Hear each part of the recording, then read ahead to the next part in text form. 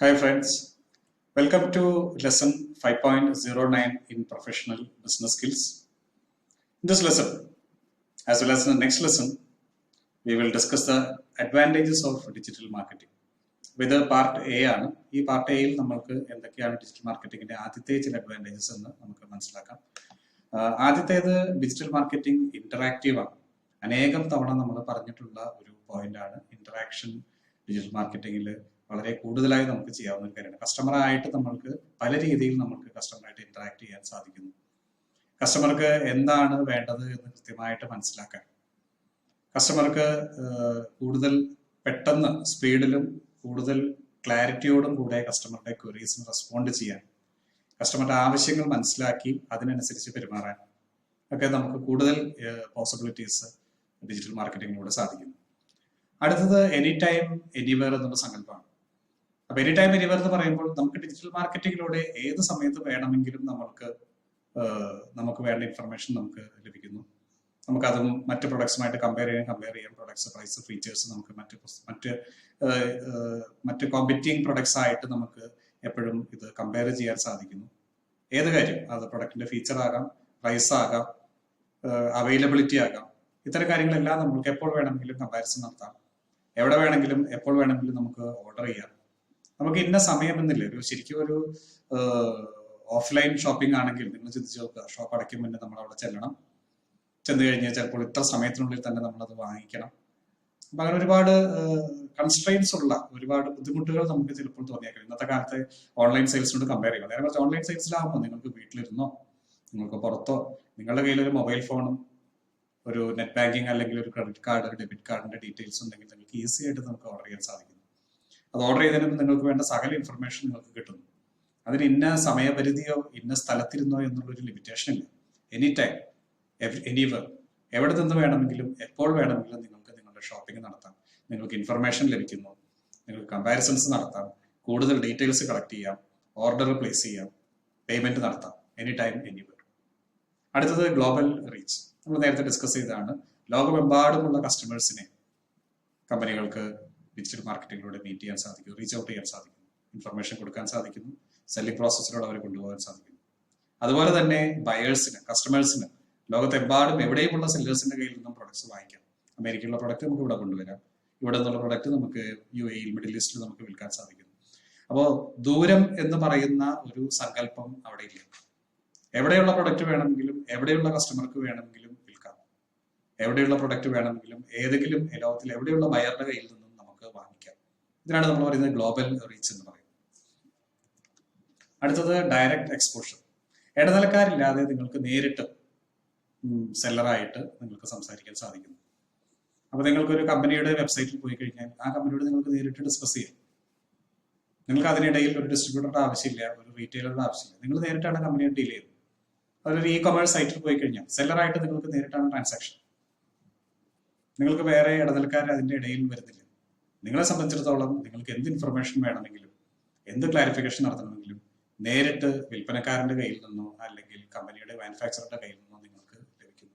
അത് ഒട്ടും ബുദ്ധിമുട്ടുന്ന കാര്യമില്ല, വളരെ ഈസി ആയിട്ട് നിങ്ങൾക്ക് അത് ലഭിക്കും. ഇതിനാണ് നമ്മൾ ഡയറക്റ്റ് എക്സ്പോഷർ എന്ന് പറയുന്നത്. അടുത്തത് ഇക്കണോമിക്കൽ. ഡിജിറ്റൽ മാർക്കറ്റിംഗിൽ നമുക്കറിയാം കോസ്റ്റ് വളരെ കുറഞ്ഞ രീതിയിൽ തന്നെ നമുക്ക് സെറ്റപ്പ് ചെയ്യാവുന്ന ഒരു സംഗതിയാണ് ഡിജിറ്റൽ മാർക്കറ്റിംഗ്. അതുപോലെ തന്നെ ഡിജിറ്റൽ മാർക്കറ്റിംഗിലൂടെ നമുക്ക് പ്രൊഡക്ട്സിന്റെ പ്രൈസും കൺട്രോൾ ചെയ്യാൻ സാധിക്കുന്നുണ്ട്. കാരണം ഒന്ന്, ഇടനിലക്കാരില്ല. ഡിസ്ട്രിബ്യൂഷൻ എന്ന് പറയുന്ന ആ ഒരു ആസ്പെക്ട് പൂർണ്ണമായിട്ടും തന്നെ ഒഴിവായി പോയിരിക്കുന്നു.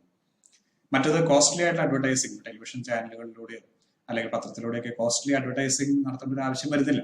അപ്പൊ ഇത്തരം എക്സ്പെൻസസ് സേവ് ചെയ്തുകൊണ്ട് തന്നെ ഡിജിറ്റൽ പ്ലാറ്റ്ഫോമിലൂടെ വാങ്ങുന്ന ഉൽപ്പന്നങ്ങൾക്ക് പ്രൈസ് കുറവാണ്, നമുക്കറിയുള്ള കാര്യമാണ്. അതുപോലെ തന്നെയാണ് ഒരു മാർക്കറ്റിയറെ സംബന്ധിച്ചിടത്തോളം അല്ലെങ്കിൽ ഒരു കമ്പനിയെ സംബന്ധിച്ചിടത്തോളം ഒരു ഡിജിറ്റൽ മാർക്കറ്റിംഗ് പ്ലാറ്റ്ഫോം എസ്റ്റാബ്ലിഷ് ചെയ്ത് കസ്റ്റമേഴ്സിന് സെർവ് ചെയ്യുക എന്ന് പറയുന്നത് വളരെ ഈസിയായ, വളരെ ഇക്കണോമിക്കലായ ഒരു കാര്യം. അടുത്ത പോയിന്റാണ് മെഷറബിലിറ്റി. ഇത് നമ്മൾ മുൻപ് ട്രാക്കിംഗ്, മെഷറിംഗ് എന്ന് പറയുന്ന കാര്യം നമ്മൾ ഒരുപാട് നമ്മൾ ഡിസ്കസ് ചെയ്തിട്ടുണ്ട്.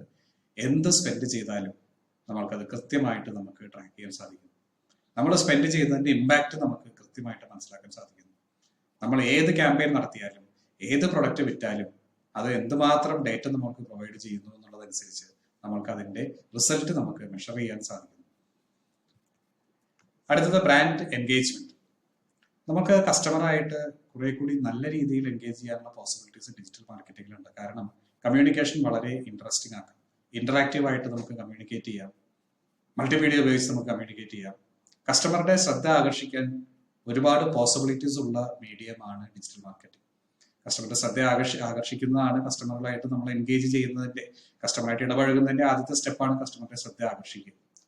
കസ്റ്റമറുടെ ശ്രദ്ധ ആകർഷിക്കാൻ വളരെ വ്യത്യസ്തമായ രീതിയിൽ നമുക്ക് സാധിക്കുന്നുണ്ട് ഡിജിറ്റൽ മാർക്കറ്റിങ്ങിലൂടെ. സാധാരണ പരസ്യങ്ങളിൽ നിന്ന് വ്യത്യസ്തമായിട്ട് ഡിജിറ്റൽ മാർക്കറ്റിങ്ങിലുള്ള പരസ്യങ്ങളിലൂടെ നിങ്ങൾക്ക് വീഡിയോസ്, നിങ്ങൾക്ക് 3 ഡയമെൻഷണൽ ഇമേജസ്, നേരത്തെ നമ്മൾ ഡിസ്കസ് ചെയ്ത പോലെ വാക്ക് ത്രൂസ്, പല രീതിയിൽ നിങ്ങൾക്ക് വ്യത്യസ്തമായ രീതിയിൽ കസ്റ്റമറെ നിങ്ങൾക്ക് എൻഗേജ് ചെയ്യാൻ സാധിക്കുന്നു. കസ്റ്റമറുടെ ക്വയറീസിന് അപ്പോൾ മറുപടി കൊടുക്കുക. പറഞ്ഞ പോലെ ഒരു ഇമെയിൽ അയച്ചിട്ട് വെയിറ്റ് ചെയ്യണ്ട. നമ്മൾ കഴിഞ്ഞ ക്ലാസ്സിൽ ഡിസ്കസ് ചെയ്ത പോലെ ചാറ്റ് ബോയ് ഒക്കെ ഉണ്ടെങ്കിൽ നിങ്ങൾ കസ്റ്റമറായിട്ട് അപ്പോൾ ചാറ്റ് ചെയ്യാം. രാവും പകലും വ്യത്യാസമില്ലാതെ കസ്റ്റമറായിട്ട് നിങ്ങൾക്ക് റിപ്ലൈ കൊടുക്കാം കസ്റ്റമറുടെ ക്വയറീസിന്. കസ്റ്റമേഴ്സിന്റെ താല്പര്യത്തിനനുസരിച്ചുള്ള കണ്ടന്റ് ക്രിയേറ്റ് ചെയ്ത് കൊടുക്കാം. അതുപോലെ റെഗുലർ ആയിട്ട് നിങ്ങൾക്ക് അപ്ഡേറ്റ് ചെയ്തുകൊണ്ടിരിക്കാം. അപ്പോൾ നിങ്ങൾക്ക് റെഗുലർ അപ്ഡേഷൻസ്, കസ്റ്റമറുടെ താല്പര്യത്തിനനുസരിച്ചുള്ള കണ്ടന്റ്, കസ്റ്റമറായിട്ട് എപ്പോഴും ഇന്ററാക്ട് ചെയ്യുക, ഈ വക കാര്യങ്ങളിലൂടെ നിങ്ങൾക്ക് കസ്റ്റമറായിട്ട് നല്ല ബന്ധം സ്ഥാപിച്ചെടുക്കാൻ സാധിക്കും.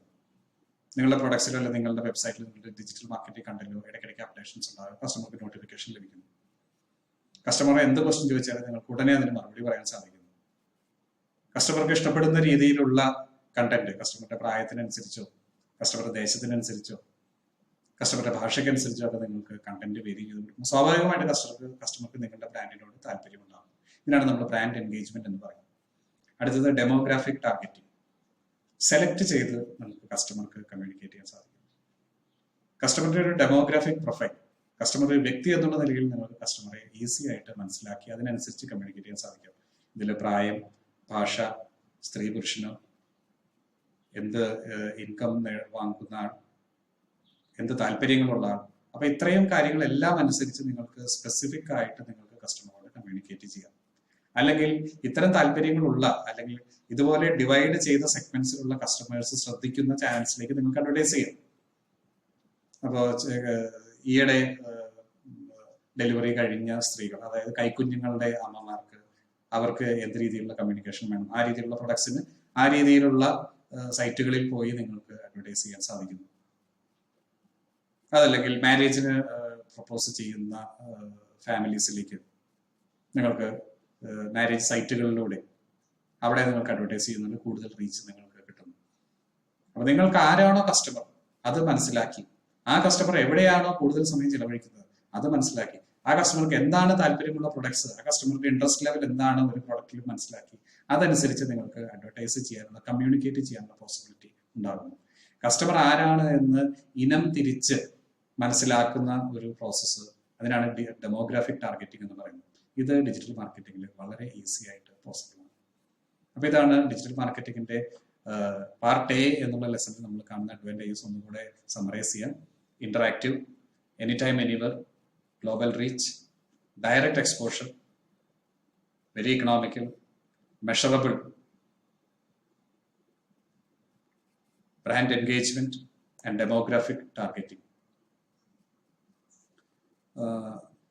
നിങ്ങൾക്ക് നോക്കിക്കഴിയുമ്പോൾ ഈ 8 പോയിന്റ്സ് ഇവിടെ നോക്കുമ്പോൾ ഇതിൽ പല പോയിന്റ്സും നമ്മൾ ഇതിന് മുന്നേ നമ്മൾ ഡിജിറ്റൽ മാർക്കറ്റിംഗിന്റെ അഡ്വാൻറ്റേജസ് എന്ന് പറയുന്ന പോയിന്റ്സ് വൈ ഡിജിറ്റൽ മാർക്കറ്റിംഗിലും കയറി വരുന്നതാണ്. ഓവറോൾ കൺസെപ്റ്റ്സ് നിങ്ങൾക്ക് മനസ്സിലായി കഴിഞ്ഞു കഴിഞ്ഞാൽ ഇതെല്ലാം മിക്സ് മാച്ച് ചെയ്ത് നിങ്ങൾക്ക് എഴുതാവുന്ന ഒരു രീതിയിലാണ് ഈ ടോപ്പിക് സ്ട്രക്ചർ ചെയ്തിരിക്കുന്നത്.